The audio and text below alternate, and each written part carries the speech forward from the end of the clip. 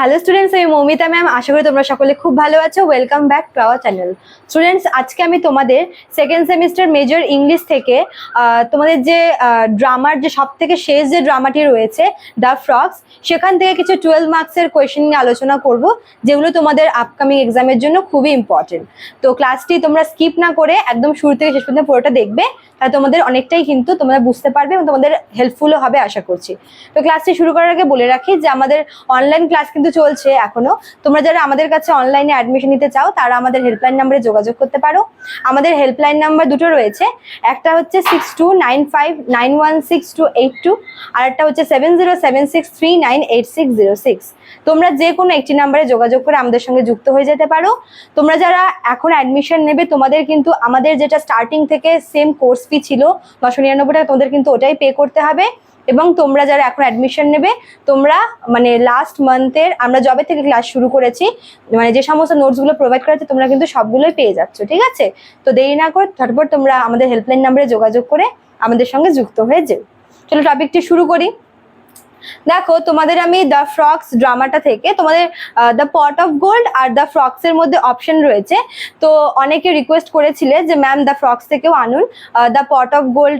অনেকে হচ্ছে মানে কেউ কেউ মনে করো যে পট অফ গোল্ডটাকে স্কিপ করতে চায়, দ্য ফ্রগসটা পড়তে চায়, আবার কেউ দ্য ফ্রগসটাকে স্কিপ করতে চায়। তো আমি যারা পড়তে চাইছো আর যারা পড়তে চাইছো না, উভয়ের জন্যই এটা আর কি কোয়েশ্চেনগুলো অ্যানালাইজ করে দেবো, যাতে তোমাদের ইচ্ছা হয় যে না, যারা ভাবছো যে পড়বো না তারাও যাতে কিছু হলেও আর কি বুঝতে পারো বা পড়তে ইচ্ছা জাগে তোমাদের মনে, ঠিক আছে?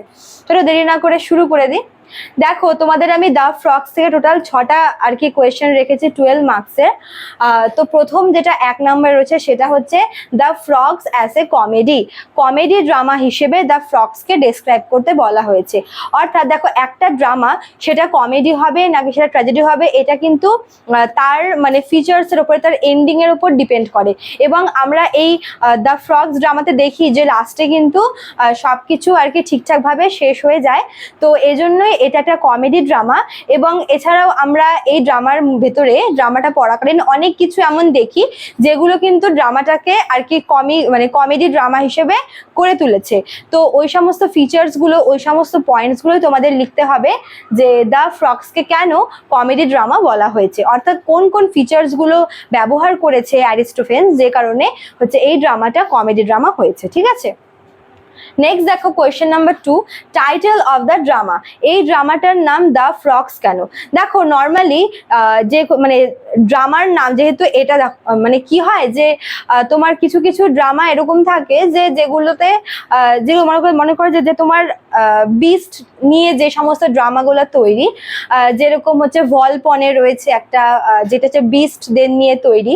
তো এরকম ড্রামার ক্ষেত্রে নর্মালি হচ্ছে ড্রামার নাম অ্যানিমালের নাম দিয়ে রাখা হয়, কিন্তু এই ড্রামাটা কিন্তু একটা কমেডি ড্রামা, ঠিক আছে?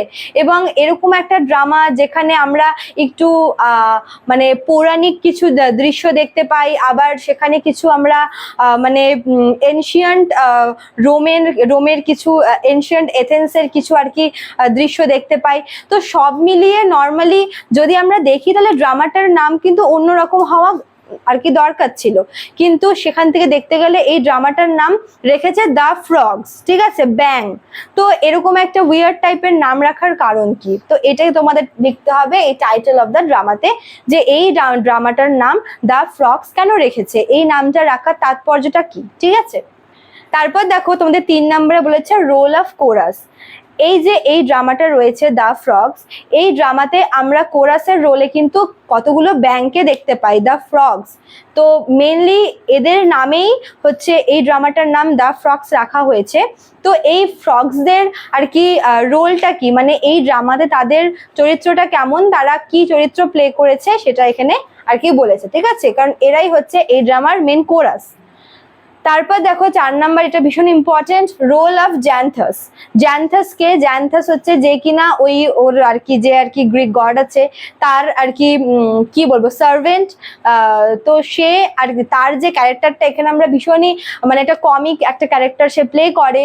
সে বলতে পারো যে সে মানে সে তার মালিকের থেকেও বেশি তাকে দেখানো হয়েছে সিগনিফিকেন্ট একটা ক্যারেক্টার সে প্লে করেছে। তো এই জন্য জ্যান্থাসের ক্যারেক্টারটা কিন্তু খুবই ইম্পর্টেন্ট, ঠিক আছে। তারপর দেখো 5 নাম্বার তোমার হচ্ছে historical background of the drama. এই ড্রামাটার হিস্টোরিক্যাল ব্যাকগ্রাউন্ড কি, অর্থাৎ কোন ঘটনার পরিপ্রেক্ষিতে, কোন ঐতিহাসিক ইনসিডেন্টের পরিপ্রেক্ষিতে এই ড্রামাটা লেখা হয়েছে। এই কোয়েশ্চেনটা তোমাদের বিভিন্নভাবে আসতে পারে। ফর এক্সাম্পল, একটা তো হিস্টোরিক্যাল ব্যাকগ্রাউন্ড গেল, আর একটা হচ্ছে তোমাদের বলতে পারে যে এই ড্রামার মেন থিমটা কি, ঠিক আছে, থিম এভাবে আসতে পারে।